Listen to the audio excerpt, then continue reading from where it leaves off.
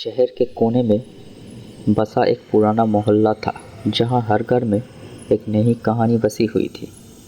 इसी मोहल्ले में नीरज का घर था। नीरज एक साधारण लड़का था जो अपने परिवार के साथ रहता था।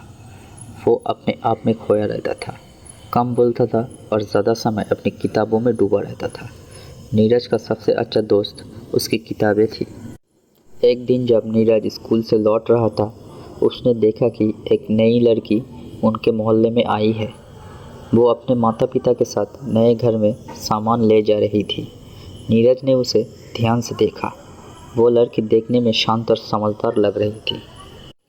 कुछ दिनों बाद जब नीरज स्कूल के बाद घर लौट रहा था, वो उस लड़की से टकरा गया। दोनों के हाथों में किताबें थी और टक्कर लगते ही सारी किताबें नीचे गिर गई। नीरज ने जल्दी जल्दी माफ़ी मांगी और किताबें उठाने लगा। लड़की मुस्कुराई और बोली, कोई बात नहीं, मेरा नाम दिया है, हमें अभी यहाँ शिफ्ट किया है। से नीरज और दिया की दोस्ती धीरे धीरे बढ़ने लगी। वो दोनों हर शाम पार्क में मिलते, जहाँ वो एक दूसरे को कहानियाँ सुनाते थे।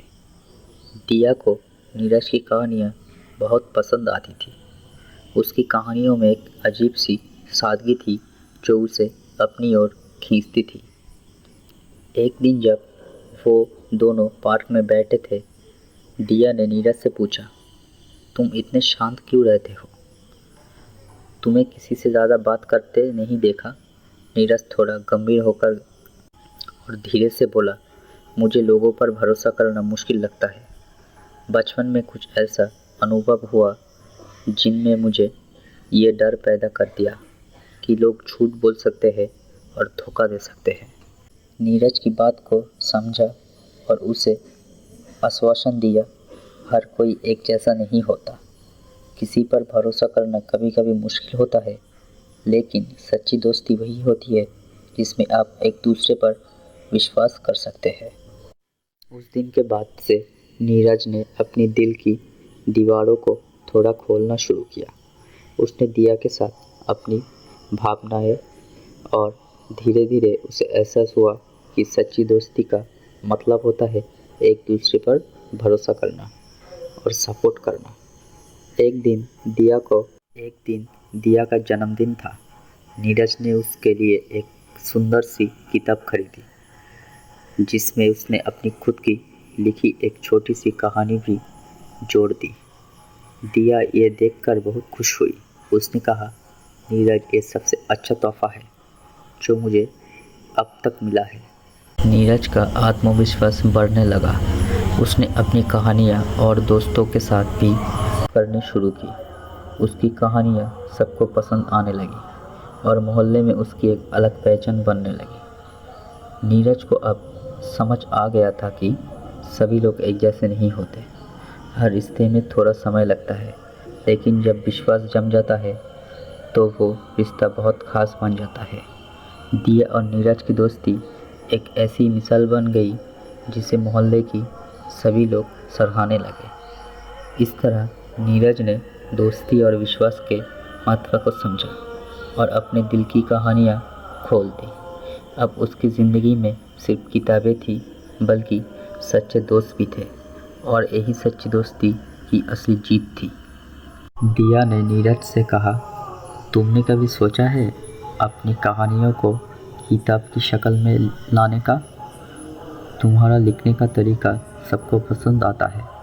नीरज को पहली बार अपनी कहानियों को किताब की शक्ल देने का विचार आया।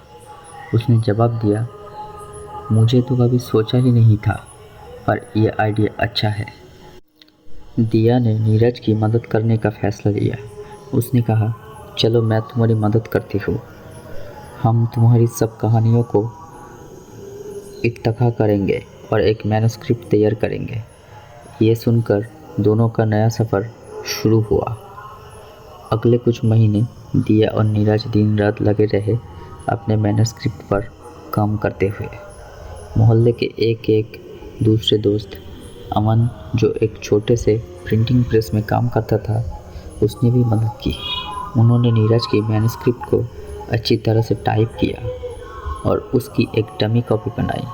जब पहली कॉपी उनके हाथ में आई तो सभी बहुत खुश हुए।